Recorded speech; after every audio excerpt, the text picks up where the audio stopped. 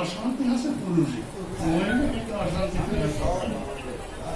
আপনারা তো ভালোই আছেন, কিন্তু একটা কথা বলবো যে ধৈর্য থাকা দরকার। বলে সারা জীবন ঘর করলাম, তোমার ঘরে এসে আমার কোনো শান্তি হয় না, একদিন যদি একটু এদিক হয়ে যায় বলবে যে সারা জীবন তোমার ঘর করলাম, তোমার ঘরে এসে কোনো শান্তি পেলাম না। এইগুলো বাদ দিতে হবে। আপনারা ঠিক হয়ে যান। মহিলারা বাংলাদেশে, অন্য দেশে কি আসে না আসে যাইতে, তো বাংলাদেশে তো মহিলারাই সব, আমরা কোণঠাসা, পুরুষরাই কোণঠাসা। আপনারা ভালো থাকেন। আপনারা ধৈর্য সহকারে সংসার, অধিকাংশ আমি সেখান থেকে চেয়ারম্যান, প্রথম দিলীপ কমিটির চেয়ারম্যান, বিচার আচার খুব করেছি। এখন তো বিচার আচার কেউ মানে না, তো বিচার আচার করতে যাই দেখেছি যে অধিকাংশ দোষ মেয়েদেরই দোষ। এরা একটু যদি হয়ে যায়, চুল ধসে যায়, তার ওর স্বামীর ধুয়ে পানি টুকে, কিন্তু স্বামীর পদতলে তাদের জানে না। হ্যাঁ, স্বামীর দুই একজন খারাপ আছে, তার সংখ্যা খুব কম, কিন্তু মহিলারা আমি বিচার আচার করতে যাই দেখেছি মহিলারা বেশি। সেই জন্য এই মা বোনদের বলবো যে ধৈর্য সহকারে নিজের সংসার গোছান। আর মহিলারা শিক্ষিত, ডিগ্রিতেও তারা পাস, লেখাপড়াইও তারা পাস, পুরুষরা সব পিছনে পড়ি। হ্যাঁ, এখন মহিলারা অনেক শিক্ষিত, কাজেই বাংলাদেশের মহিলারা ভালোই আছে। এখন সৃষ্টি করতে হবে, চাকরি যে হবে। হ্যাঁ, 64টা জেলা, 64টা ডিসি, এর বেশি তার ডিসি হওয়ার উপযুক্ত লোক তো এই 20 কোটির মধ্যে অনেক লোক আছে, কিন্তু 64টার বেশি তার হবে না। এরা মানব রায় 2টো কলেজ, ডিগ্রি কলেজ, মহিলা কলেজ, 2টো কলেজ, এখন 2টো অধ্যক্ষ ছাড়া আর বেশি হবে না। আর সুবিধাটা আছে, যেমন আমার মেয়েই ধরো মহিলা কলেজের যে প্রিন্সিপাল, এর ব্যথা আছে, যে কলেজটা সৃষ্টি করেছে তার তো পাত্তা নেই। সেখানে একটা জিনিসটা একজন উদ্দেশ্য নিয়ে সৃষ্টি করছে। হ্যাঁ, সে নির্মোহী, তার সেই জায়গাটা এখন ছাই দিতে হয়েছে। সে তো করছিল যে আমি এখানে মাতুব্বরি করবো, তার মাতুব্বরি নেই। তা আমি তো সেদিন বললাম যে ভাই মাতুব্বরি চাইতে, আপনার বড় বয়স হয়ে গেছে, আপনারও বয়স হয়ে গেলে আর কেসকারটাকে না বলেন, আপনি এই যুগে আর জিততে পারবেন। আবার যদি সেই যুগ ফেরে বিএনপির যুগ, তখন দিকে কিন্তু ওই মামলা অঙ্কতাবাদ করবে, একটা অশান্তি সৃষ্টি করছে। এজন্য ধৈর্য ধরতে হবে, কারো কিছু করার নেই। হ্যাঁ, প্রতিষ্ঠান নষ্ট হবে না, মুশকিল নষ্ট হবে না। সে তো ওই বিএনপির লোকেরা এখন কোনো ভাব নেই, ওরা কি নষ্ট করে, ও কোর্টে 2-4 দিন যাবে, যাই কি হবে। ওপেন কেউ অসুবিধা করছে, পোস্টিংসে আর আসলে ভালো থাক। আমরা সবসময় লক্ষ্য রাখি, তার সঙ্গে আমাদের কথা হয় যে এসব আর করবেন না, মানব পদ্মনাথ করে আপনি জিততে পারবেন না। ভোটে দাঁড়ালেন, আপনার ভোট ছিল, আপনি পাস করতেন, কিন্তু পারলেন না, কাজে আর পারবেন না। এখন চুপ করে থাকেন, আমাদের বিএনপি কোনোদিন আসে তখন। যাই হোক, একটু ধৈর্য ধরতে হবে। আর আমরা আশেপাশে কলেজ, আমরা ডিগ্রি কলেজ, বাইরের ডিগ্রি কলেজের অধ্যক্ষ এখন অনেক কলেজকে আগে নিয়েছে। আমি বলবো সেও আমার সন্তান, আমি তাকে বলবো যে সে যথেষ্ট আগিয়েছে। আমরা ডিগ্রি কলেজ এখন অনেক নাম করা কলেজ, এর আগে এরকম ছিল না। যাই হোক, ছেলে মেয়েরা যারা আছে এখানে, সমাজকে আগিয়ে নিতে হবে। সব তো দিয়েই দিয়েছে আমরা, আমাদের হাতে আর কিছু নেই। প্রধানমন্ত্রী মেয়ে এলো, বিরোধী দলীয় নেত্রী মেয়ে এলো, তারপরে স্পিকার মেয়ে এলো, আর কি চান আপনারা? চান থাকি সবই তো দিয়ে দিয়েছে। প্রধানমন্ত্রীকে বলেন আপনারা যখন আমি যাইতে পারবো না প্রধানমন্ত্রী, কিন্তু এখানে যে কটা মেয়ে লোক আছে, যে কেউ প্রধানমন্ত্রীর ওপর খেলি মুখেছে, কোনো বাধা নেই। অথচ আমি ইচ্ছা করে পাচ্ছি না, আমি উপজেলা চেয়ারম্যান পাইব না। আর আপনারা যে কেউ পদ থাক আর না থাক, ওই গেটে যাই ভুল দিয়েছে জায়গায়, কাজে আপনাদের তো খুবই ভালো সময় যাচ্ছে, এটা সমাজটাকে আপনারা ঠিক করুন, আর স্বামীদেরকে পিতা মাতাদের ভক্তি করুন, তাহলে আপনাদের বাদ বাকি সমস্যা ঠিক হয়ে যাবে, বাদ বাকি সমস্যা ঠিক হয়ে যাবে। আর রাত্রি চলাফেরা করবে না, বাজারের মধ্যে এক গাড়ি করে 1 লাখ টাকা ধরে বেড়াচ্ছে, এটা তো ঠিক না। জানেন কেন? আপনার জায়গায় আপনি থাকেন, আপনার কাজ আপনি করেন, বাজারের মধ্যে আপনার কি রাত 10টার সময় এই এখন সন্ধ্যা লাগছে, আমি বাজারের মধ্যে যাবো, আস্তে আস্তে মেয়ে লোকের খেলা মেরে আমারই ফেলছে। হ্যাঁ, এইরকম অবস্থা, এইগুলো বন্ধ করতে হবে, খালি দোষ দিলে হবে না সমাজে। আপনাদের এগুলো ঠিক করতে হবে, ছেলে মেয়েদেরকে ঠিক করতে হবে, ছেলে মেয়েরা লেখাপড়া করে কিনা, ছেলে মেয়েরা বাসায় থাকে কিনা, এটা মা হিসাবে, ভাই হিসাবে, বোন হিসাবে আমাদের দেখা দরকার। আর আমরা সন্ধ্যার পরে সারাদিন যাই করি, সন্ধ্যার পরে বাড়ি থেকে বেড়াবো। সবাই ভালো থাকেন আর সমাজের সৃষ্টি করে। এই যে মেশিন, যারা অল্প লেখাপড়া জানে, এই যে কি দর্জিগিরি মেশিন, সেলাই মেশিন, এখন তো চেয়ারম্যান দেখেন সে আমাদের এই লিপি টাকা দিয়ে কিনে দিচ্ছে, আরো বিভিন্ন সমস্যা রয়েছে। আমাদের মহিলা বিষয়ক অফিসার পেটে বাড়ছে হচ্ছে, তাদের কত 30,000 40,000 টাকা করে দিচ্ছে।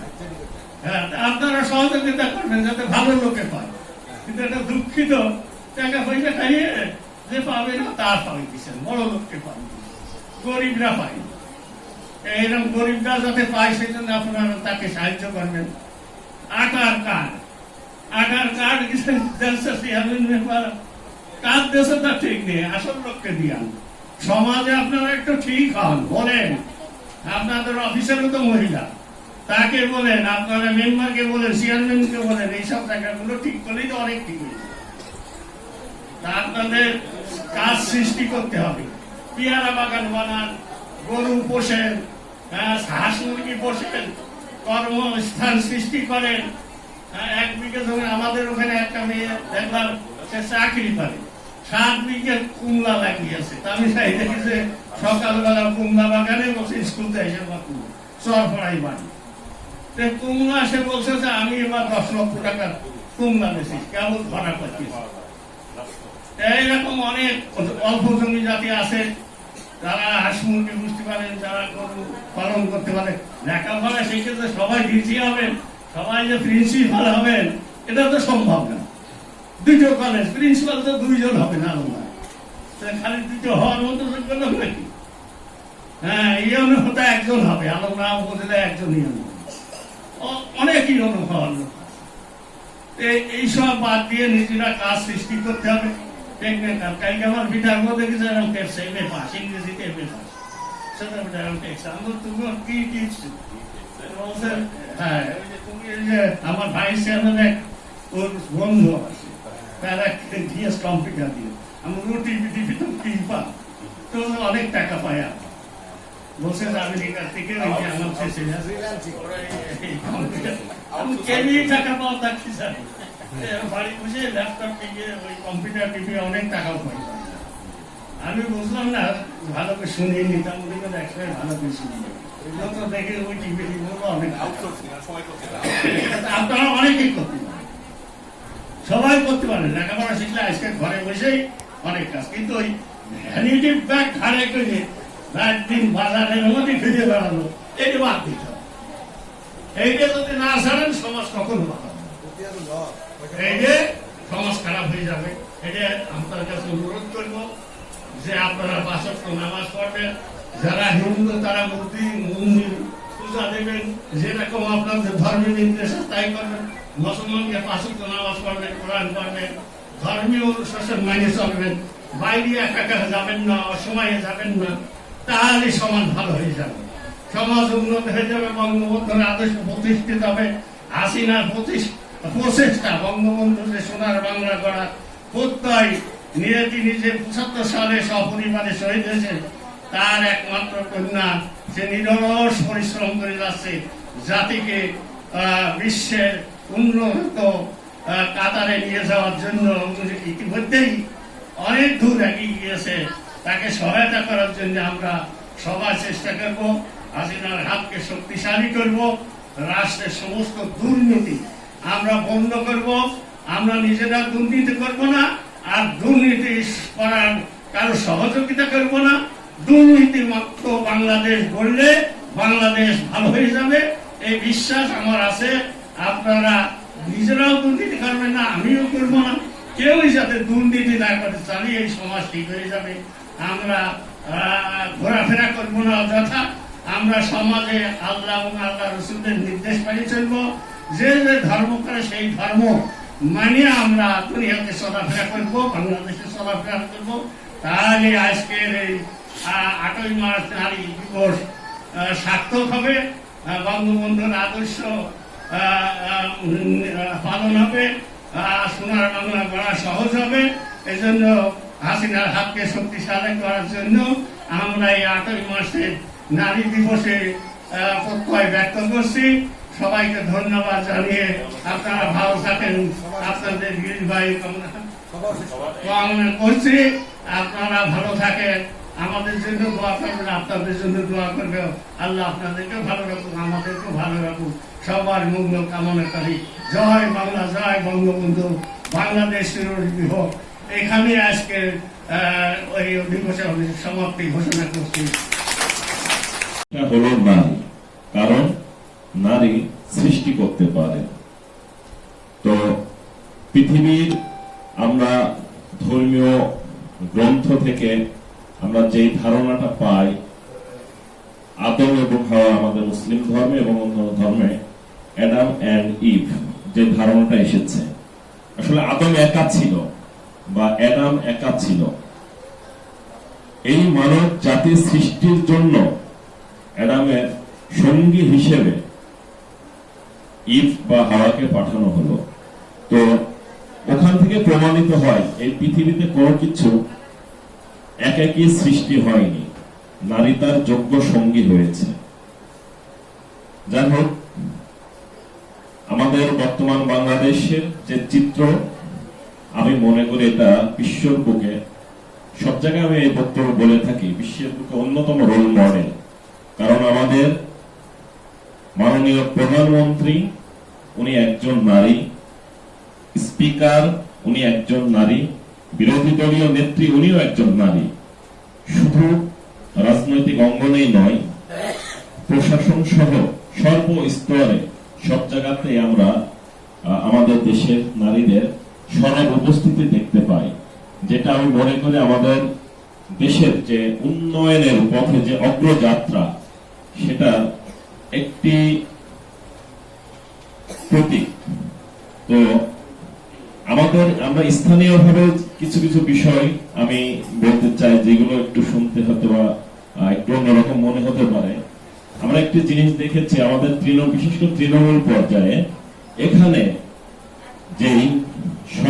যে কোনো বিষয়ের গুজব, যেটা গুজব, সেই গুজবকে সংক্রামক ব্যাধির মতো ছড়ানোর জন্য প্রথম যে হাতিয়ারকে ব্যবহার করা হয় সেটা হলো আমাদের নারী সমাজ। আমরা যখন দেখেছি এই করোনার প্রকোপ বৃদ্ধি পায়, সেই সময় অনেকে সাক্ষাৎকার টেলিভিশনে দেখেছিলাম। তো ওই সাক্ষাৎকার গুলো দেখে আমরা মর্মাহত।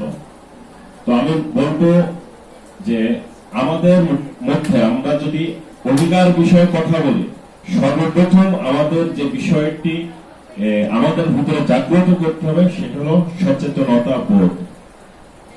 এই সচেতনতা বোধ যদি আপনার মধ্যে থাকে, তাহলে আপনি আপনার অধিকার বিষয়ে জ্ঞান লাভ করবেন এবং আপনার অধিকারটা কোথায় দাবি করলে আপনি পাবেন সেই জায়গাটা আপনারা জানতে পারবেন। ইতিমধ্যে আমরা অনেকগুলো এখানে ইনফরমেশন পেয়েছি। আমাদের এখানে অফিসার ইনচার্জ অপারেশন মহোদয় উনি অনেক সুন্দর কথা বলেছেন যে আমরা যে বিষয়গুলো দেখতে পাই, আমাদের সামাজিক অবক্ষয়, বিশেষ করে টিনেজ ছেলে মেয়েদের মধ্যে যে অবক্ষয়টা আমরা দেখতে পাই, এখানে আমি শুধু ওই ছেলে মেয়েদের দোষ দিব না, কারণ তারা তখনও যখন টিন এজ কোন ছেলে মেয়ে থাকে, কিশোর কিশোরী থাকে, তারা কিন্তু বাবা মায়ের কর্তৃত্বাধীন বা অভিভাবকত্বের মধ্যে থাকে। তো সেখানে সর্বপ্রথম আমি আরেকটা জিনিস বলি, আমাদের প্রথম শিক্ষা প্রতিষ্ঠান কিন্তু আমাদের পরিবার। পরিবার থেকে আমরা যে শিক্ষা পাই সেটা নিয়েই কিন্তু আমরা সারা জীবনের পথ চলি।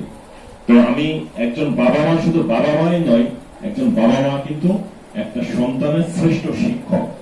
আপনাদের সন্তানকে ছোটবেলা থেকে যদি আপনারা সুশিক্ষা দান করেন, অবশ্যই আপনার সন্তানটি সুসন্তান হিসাবে সমাজের বুকে প্রতিষ্ঠিত হবে। তো এই ক্ষেত্রে যে কয়েকটি দিক, মোরাল দিকগুলো আপনাদের খেয়াল রাখতে হবে। আমরা আমাদের উনি বললেন একটু আগে যে ধর্মীয় যে বিষয়টা, আসলে ধর্মীয় রীতি বা অনুশাসন কিন্তু এসেছে আমাদের চরিত্র বা আচার আচরণ এইগুলো কন্ট্রোল করার জন্য। তো আমি মনে করি এর কোনো ব্যত্যয় মানে ধর্মীয় অনুভূতি বা ধর্মীয় অনুশাসন ব্যতীত সুন্দর চরিত্র গঠন একটি দুরূহ ব্যাপার। ধর্মটা এই জায়গাতেই আমি মনে করি সর্বোচ্চ প্রাধান্য পায় আমাদের চরিত্র গঠনে। তো এই দিকটা আপনারা খেয়াল রাখবেন। নিজে যদি সচেতন হন, আপনার সন্তানকে যদি সচেতন করেন, সুশিক্ষায় গড়ে তোলেন, অবশ্যই সেই সন্তানটি দেশের সম্পদ হবে। তো আমি আর বেশি বক্তব্য বাড়িয়ে আপনাদের ধৈর্যচ্যুতি করবো না, কারণ অনেকক্ষণ ধরে এখানে আলোচনা। 6 মাস প্রেগনেন্ট হয়ে গেছে, সেখানে কোনো কিছু করার থাকে না। আমাদেরও ঠিক একই অবস্থা। যেমন কোনো একটা ঘটনা ঘটে যাওয়ার সঙ্গে সঙ্গে যদি পুলিশ সেই ঘটনাস্থলে যেতে না পারে, ঠিক ঘটনাস্থলের সেখানে সেই আলামতটা নষ্ট হয়ে যায়। যত দ্রুত যাব তত দ্রুত আমি সমস্ত সেই আলামত, সেই এভিডেন্স আমি সংগ্রহ করতে পারবো। আমি দেখছি যে এখানে অধিকাংশ এই যে আপনার যে প্রেম যে সংগঠনের মানে অধিকাংশ ক্ষেত্রে অল্প বয়সী মেয়েরা এই মামাতো ফুফাতো ভাইদের সঙ্গে একটা সম্পর্কে জড়াই যায়। একটা পর্যায়ে গিয়ে তারা কি এই আপোষে সবকিছু হয়, পরে গিয়ে তারা কি করে, যখন বিয়ে হয় না তখন গিয়ে তারা একটা মামলা করতে যায়, হয় কোর্টে করলো কি থানায় করলো। কিন্তু আপনারা জানেন না একটা ঘটনা, প্লিজ কিছু মনে করবেন না, একটা ধর্ষণ ঘটনা হওয়ার পরে 72 ঘন্টা, অর্থাৎ 72 ঘন্টা পর্যন্ত হয়তো সেখানে আলামতটা সংরক্ষণ থাকে। তারপরে যদি আপনি যান পুলিশের কাছে যান বা কোর্টে যান, আর কোর্টে যদি যান, কোর্টে গেলে তো সেই কোর্ট থেকে মামলাটা রুজু হবে, ওইখান থেকে থানায় আসবে, থানায় পরে একটা আইনি হবে। এক্ষেত্রে দেখা আরো 10-15 দিন পার হয়ে যায়। সেক্ষেত্রে কিন্তু আসলে কোনো কিছু করার থাকে না। আমি আপনাদেরকে বলবো, যদি কোনো ঘটনায় জড়াবেন না, কারণ সবচেয়ে বড় কথা আছে আপনাদের নৈতিক শিক্ষা। এই নৈতিক শিক্ষাটা থাকতে হবে। সামাজিক যে একটা অবক্ষয়টা দিন দিন বেড়ে যাচ্ছে, যে কারণে সম্মান থাকছে না মানুষের প্রতি, মানুষের যে মহত্তব্য সম্মান, যে আমি এইটা করা উচিত হচ্ছে না, এটা করলে আর কেউ না দেখুক, আল্লাহ দেখবে, আল্লাহ একটা বিচার হবে। এই যে ভয়, এই যে ধর্মীয় একটা ভয়, এই ভয়টা কারোর ভিতরে আসলে কাজ করতেছে না। আপনারা নারী, এই ধর্মটা টিকে আছে আপনাদের কারণে। হিন্দু ধর্ম বলেন আর এই মুসলিম ধর্মই বলেন, এই ধর্মটা টিকে আছে শুধু আপনাদের কারণে। আপনাদের উপবাস করেন। আমার ওয়াইফ, উনি একজন, আমার পুরো ফ্যামিলিটা ইসকন, সবাই নিরামিষ বুঝি, শুধু আমি মাছ মাংস খাই, বাইরে থাকি, এই কারণে হয়তো হয়ে ওঠে না। তো আমাদের বাড়ির পুরো ধর্মটাই টিকে আছে আমার ওয়াইফ, আমার মার কারণে। আর আপনাদের বাড়িতে দেখবেন যে কোরআন থেকে তেলাওয়াত করতেছে, প্রত্যেকদিন কোরআন পড়তেছে, সেও নারীরা। যে যত আল্লাহকে ভয় করবে, যে যত মানে ধর্মীয় অনুশাসনের ভিতরে থাকবে, যার ভিতরে এই বোধটা কাজ করবে যে আমি এইটা করছি, ওই যে অন্যায় করছে এইটা আর কেউ না দেখুক, আল্লাহ দেখছে, আল্লাহ আমার বিচার করবে, আল্লাহ আমাকে শাস্তি দিবে, এই যে ধর্মীয় একটা ভয়, এই ভয়টা যতক্ষণ পর্যন্ত কাজ না করবে ততক্ষণ পর্যন্ত সমাজ থেকে এই সমস্যা বলেন, এই অন্যায় বলেন দূর হবে না। এখন আমি বক্তব্য রাখতে অনুরোধ করবো আজকের অনুষ্ঠানের অন্যতম বিশেষ অতিথি, আলমডাঙ্গা থানার ওসি অপারেশন যারা দেবব্রত রায় মহোদয়কে।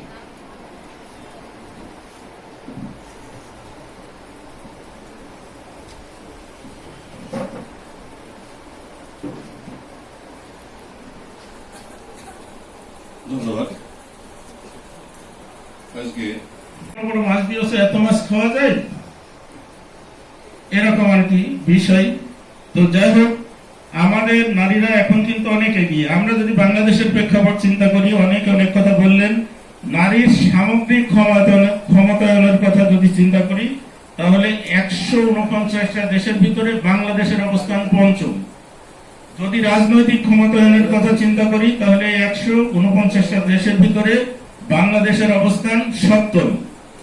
1966 সালে 6 দফা আন্দোলনের পর 6 দফা ঘোষণার পরে 500 ছাত্রী সক্রিয় অংশগ্রহণ করেছিলেন। আমরা যদি 4th শতাব্দীর কথা চিন্তা করি তাহলে সুলতানা রাজিয়া সেই সময় ঘোড়ায় চড়ে যুদ্ধ করেছিলেন। বিশ্ব পার্লামেন্টে প্রতি 4 জন সদস্যের একজন নারী। রুয়ান্ডার আইনসভা নিম্নকক্ষে 61% নারী। কিউবার আইনসভায় নারী সদস্য সংখ্যা 53%। সংযুক্ত আরব আমিরাতে নারী সদস্য সংখ্যা 50%, অর্থাৎ অর্ধেকই নারী। আমাদের বঙ্গবন্ধু যে অসমাপ্ত আত্মজীবনী, কারাগারের রজনামচা, আমার দেখা নয়া চীন, যদি আমরা রূপে পড়ি তাহলে দেখবো সেখানে নারীর ক্ষমতায়নের কথা, নারীর কথা কিন্তু অনেক বলা হয়েছে। যাই হোক, নারীরা এখন অনেক এগিয়ে। আপনারা দেখবেন কিছুদিন আগে মঙ্গল গ্রহে একটা যান পাঠানো হয়েছে, রোবটের সাহায্যে তারা বিভিন্ন তথ্যপত্র পাঠাচ্ছে। একজন নারী 22 বছর বয়সী একটা মেয়ে মঙ্গল গ্রহে যাবে, এটা নিশ্চিত সে গেলে আর কখনোই ফিরে আসতে পারবে না, ওখানেই থেকে যাবে, ওখানেই হয়তো তার সমাধি হবে। তারপরেও এই সাহসটা করেছে একটা নারী। তো এই জন্য আমি মনে করি নারী আমাদের মায়ের জাত, নারীদের আমি শত সালাম জানাই। পাশাপাশি আজকে আমাদের আলমনা মহিলা কলেজের অধ্যক্ষ মহোদয় যে কথাটা বললেন, আসলে আমাদের কষ্টটা অনেক বাড়িয়ে দিয়েছেন। আমি মনে করি উনিও এটা একসময় উঠে উঠবেন। অন্যায়কারী কখনো টিকে থাকতে পারে না। সবাইকে ধন্যবাদ। আসসালামু আলাইকুম। অফিসে যেতে হবে, যার কারণে আমি কাউন্সিলর কাছে অনুরোধ করলাম যে আমার যদি কিছু বলার থাকে বা বলার সুযোগ থাকে তাহলে আমাকে সুযোগ দেওয়ার জন্য। 8ই মার্চ আন্তর্জাতিক মাতৃভাষা দিবস, নারী দিবস উপলক্ষে আয়োজিত আজকের এই অনুষ্ঠানের সম্মানিত প্রধান অতিথি আমাদের আলমডাঙ্গা উপজেলার সুযোগ্য উপজেলা পরিষদ চেয়ারম্যান মহোদয় উপস্থিত আছেন। এছাড়া উপস্থিত আছেন আমাদের উপজেলা পরিষদের সম্মানিত ভাইস চেয়ারম্যান, উপস্থিত আছেন বিভিন্ন দপ্তরের কর্মকর্তাবৃন্দ, উপস্থিত আছেন সাংবাদিকবৃন্দ, এছাড়া উপস্থিত আছে মহিলা বিষয়ক কর্মকর্তা কার্যালয়ের সাথে সম্পৃক্ত বিভিন্ন নারী সদস্যবৃন্দ, সবাইকে শুভেচ্ছা অভিনন্দন জানাচ্ছি। আজকে আন্তর্জাতিক নারী দিবসের প্রতিপাদ্য বিষয় করোনাকালে নারী নেতৃত্ব গড়বে নতুন সমতার বিশ্ব। আমি যদি নেতৃত্বের কথায় আসি তাহলে আপনাকে আমি বলতে পারি আমাদের সংসদীয় নেতা নারী, আমাদের সংসদের বিরোধী দলীয় নেতা নারী, আমাদের সংসদের স্পিকার নারী। সুতরাং নারী নেতৃত্বের ক্ষেত্রে বাংলাদেশ কিন্তু রোল মডেল। আর করোনাকালের কথা যদি আমি বলি তাহলে নিউজিল্যান্ড, ডেনমার্ক, জার্মানি, বাংলাদেশ, এই 4টা দেশ, আরো অনেকগুলো দেশ আছে যে দেশগুলো রাষ্ট্রপ্রধান নারী। বাট একটা বিষয় লক্ষণীয়, এই নারী নেতৃত্ব দানকারী দেশগুলোর করোনা পরিস্থিতি কিন্তু অত্যন্ত স্বাভাবিক এবং নমনীয় পর্যায়ে আছে। তারা সঠিক নেতৃত্ব দানের মাধ্যমে করোনাকে মোকাবেলা করতে সক্ষম হয়েছে। আলমডাঙ্গা মহিলা ডিগ্রি কলেজ শহরের প্রাণকেন্দ্রে অবস্থিত। এখানে অধ্যক্ষ হিসাবে আমি বড় স্বপ্ন নিয়ে, আশা নিয়ে যোগদান করেছিলাম। আমি জানতাম না এর ভিতরে কি মারকাজ আছে। মাননীয় যে স্যার সমস্ত বিধি মেনে জাতীয় বিশ্ববিদ্যালয়, সরকারি বিধি মেনে ডিগ্রির প্রতিনিধি এবং জাতীয় বিশ্ববিদ্যালয়ের প্রতিনিধি, রাজশাহী বিশ্ববিদ্যালয়ের প্রফেসর উপস্থিতিতে আমার নিয়োগ পরীক্ষা হয়। আমি নিয়োগপত্র পাই, যোগদান করি। বিভিন্ন ভাবে আমাকে হয়রানি করা হয়, ক্ষত বিক্ষত করা হয়, রক্তাক্ত করা হয়, আমার নামে বিভিন্ন মামলা রুজু করা হয়। এই মামলা মাথায় নিয়ে আমি চলছি। যখন আমি আমার শিক্ষার মান উন্নয়নের কথা ভাববো তখন আমার নিজের ক্ষত বিক্ষত জন্য সমস্ত কিছু রক্তাক্ত হয়ে যাচ্ছে।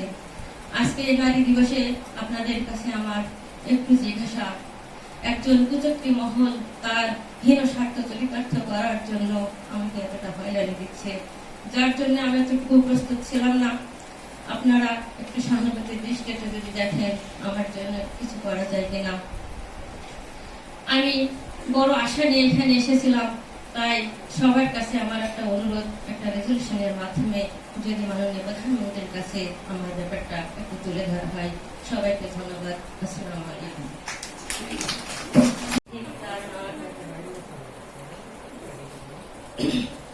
বিশ্বে যা কিছু হলো পাপ তাপ বেদনা অস্ত্র বাড়ি অর্ধেক তার আনিয়াছেন আর অর্ধেক তার নারী।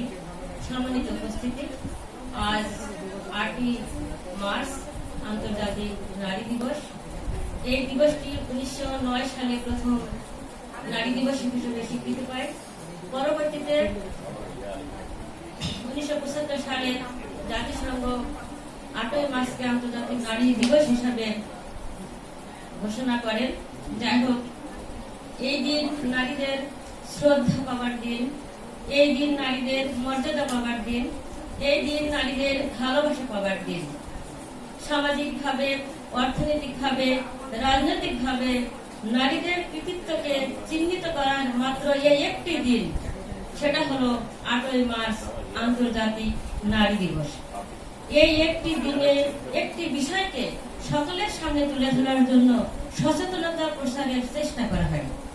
সম্মানিত উপস্থিতি, নারী মানে শুধু একটি দিনের জন্য সম্মান প্রদর্শনা নয়, তাদেরকে সহানুভূতির দৃষ্টিতে নয়, 365 দিনই যেন নারীরা সম্মান পায়, সেদিন সেই আশায় আমি আপনাদের কাছে রাখবো। নতুন সমতার বিশ্ব।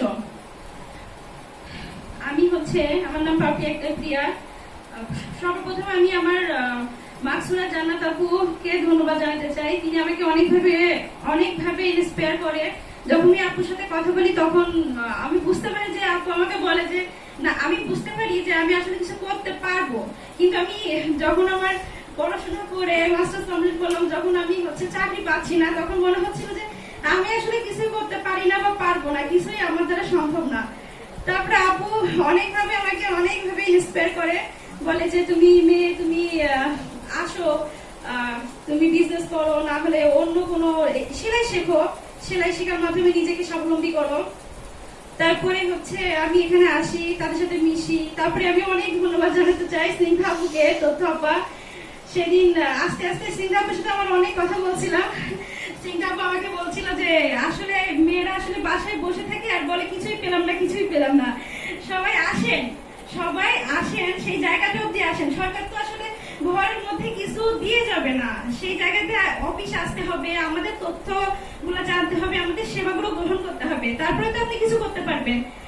সবাই আসলে আমাদের মনে হয় সবার আসা উচিত, সবাইকে আসলে জানা উচিত যে আসলে না, সরকার মেয়েদের জন্য, মাননীয় প্রধানমন্ত্রী শেখ হাসিনা মেয়েদের জন্য আসলে অনেক কিছু করছে, কিন্তু আসলে আমরা ঘরের মধ্যে বসে বা বিভিন্ন সমস্যার কারণে আসলে আমরা বের হতে চাই না বা জানতে চাই না, সেগুলো নিতে চাই না। নিলে আমার মনে হয় যে মাশাআল্লাহ অনেক ভালো কিছু করা সম্ভব।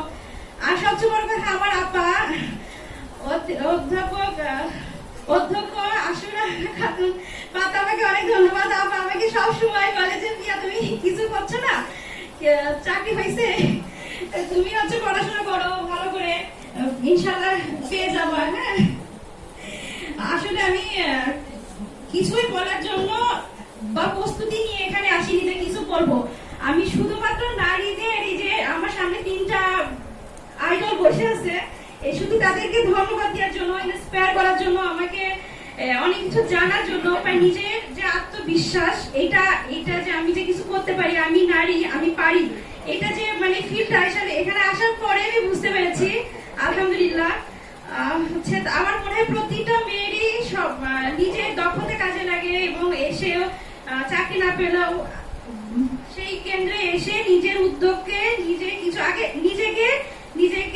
নিজেকে সাহায্য করতে হবে। কেউ আসলে কারোর জন্য কিছু প্রথমেই করে না, নিজেকে করতে হলে প্রথমত নিজেকে উদ্যোগ নিতে হবে, তারপরে করতে হবে, তারপর আস্তে আস্তে ইনশাআল্লাহ সবার সাহায্য সহযোগিতা ইনশাআল্লাহ পাওয়া যাবে, আমি তাই মনে করি।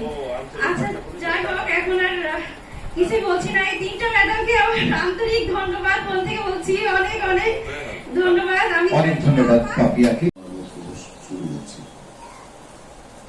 আজকে খুব ভালো লাগছে যে আমরা যে অনুষ্ঠানে বসে আছি, এই চেয়ারের আমাদের বেশিরভাগ লোকই আমরা সবসময় বসে থাকি, বিশেষ করে আমরা যারা লিঙ্গ ভেদের কথা বলছি, আমরা যারা পুরুষ, এই পুরুষতান্ত্রিক সমাজ ব্যবস্থায় আমরা এই চেয়ারগুলো দখল করে প্রতি সভায় আমরা বসে থাকি। কিন্তু আজকে একটু ব্যতিক্রম দেখতে পাচ্ছি যে এখানে প্রতিটা চেয়ারে আজকে শুধুমাত্র মহিলারা এখানে আসন গ্রহণ করেছেন এবং আজকের প্রতিপাদ্য বিষয়টি অত্যন্ত চমৎকার একটা প্রতিপাদ্য বিষয়। করোনাকালে নারী নেতৃত্ব গড়বে নতুন সমতার বিশ্ব। এই শব্দের সাথে আপনারা যে দু একজন এখানে কথা বললেন, তাদের কথা এবং কাজের সাথে যদি মিল হয়, তাহলে আমি মনে করি যে আপনারা যারা এই করোনাকালে একটি বছর আপনার ঘরে থেকে নিজেরা কাজ করেছেন এবং কাজ করে নিজেদের উপার্জন নিজেরা করেছেন, তাতে করে যেমন আপনি উপকৃত হয়েছেন, তেমনি সমাজ উপকৃত হয়েছে, তেমনি রাষ্ট্র উপকৃত হয়েছে। তাই আপনাদেরকে কোনো ক্রমেই ছোট করে দেখার কিছু নেই। তাছাড়া এখানে একজন মেয়ে এই কিছুক্ষণ আগে বক্তব্য তা বললেন যে আমরা বিভিন্ন ধরনের প্রশিক্ষণ দিয়ে থাকি মহিলা বিষয়ক অধিদপ্তরের মাধ্যমে।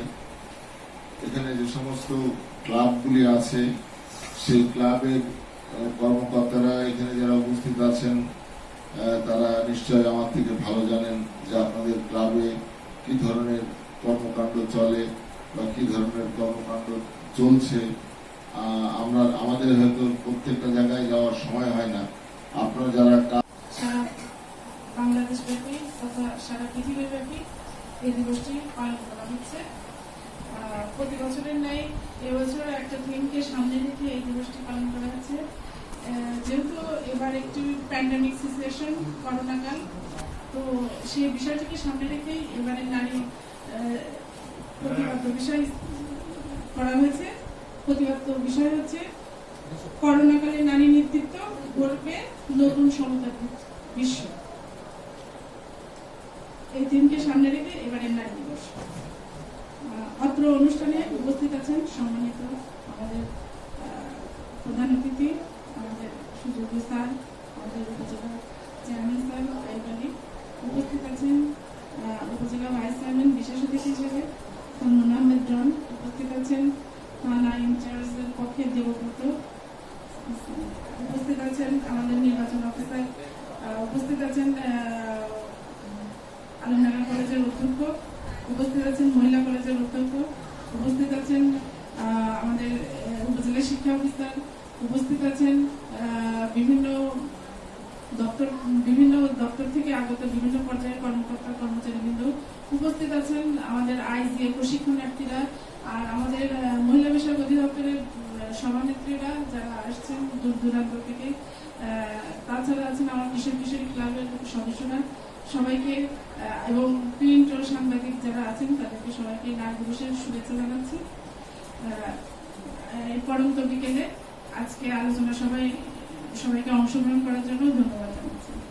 আমি অলরেডি জেলা পর্যায়ে নারী দিবসটা কমপ্লিট করে আসলাম, সেজন্য আমাদের একটু আজকে আবার উপজেলা পর্যায়ে সেজন্য একটু বিকালের দিকে হয়ে গেল। তো আমাদের স্যার আছেন, স্যার আসলে একটা মিটিং এ আছেন, আমার স্যার সভাপতি হিসেবে আছেন, স্যার একটা গুরুত্বপূর্ণ মিটিং এ থাকে, স্যার বললো যে আপনারা কাজটা করে। তো আজ এই প্রতিপাদ্য বিষয়কে সামনে রেখে মূলত এবারে এই থিমটাকে সামনে রেখে মূলত নারী দিবস পালন করা হচ্ছে। করোনাকালে নারী নেতৃত্ব গড়বে নতুন সমতার দৃশ্য। করোনাকালে আসলে এ ধরনের পরিস্থিতিতে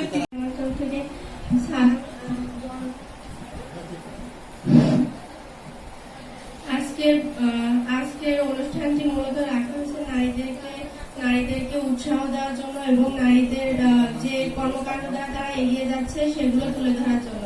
আজকের আলোচনার বিষয় করোনাকালীন নেতৃত্ব গড়বে নতুন সমতার বিশ্ব। তো বর্তমান বিশ্বে নারী সমাজ প্রচুর উন্নয়নে অংশগ্রহণ করছে। গতকালকে আমাদের একটা কবিতা ছিল আর কি, কবিতাটি ছিল হলো ফেব্রুয়ারি 1969। ওতে একটা লাইন ছিল যে কৃষ্ণচূড়া ফুটেছে শহরের বুকে থর থর হয়ে। এক্ষেত্রে আজকে যেহেতু নারী দিবস, আমি বলবো যে জাগো জাগো জাগো নারী সমাজ জাগো, করোনাকালীন সময়ে উন্নয়নে অংশগ্রহণ করো, দেশকে গড়ে তোলো উন্নত থেকে অধিকতর উন্নত। আমাদের মাননীয় প্রধানমন্ত্রী শেখ হাসিনা উনি ইতিমধ্যে আমাদের দেশকে নিম্নবিত্ত থেকে মধ্যবিত্ততে উন্নত করেছেন এবং ভবিষ্যতে উন্নয়নশীল দেশে পরিণত করবেন। আমাদের মহিলা কর্মকর্তা বিষয়ক অধিদপ্তরের ম্যাম মুসলমান মাকসুরা খাতুন জান্নাত ম্যাম অংশগ্রহণ করতে আমাকে যেহেতু সুযোগ দিয়েছেন, এই জন্য ম্যামকে থ্যাংক ইউ, ধন্যবাদ জানাবো। ম্যাম আমাদেরকে সেলাই মেশিনের কাজ এছাড়া মাশরুম, মৌমাছি চাষ এবং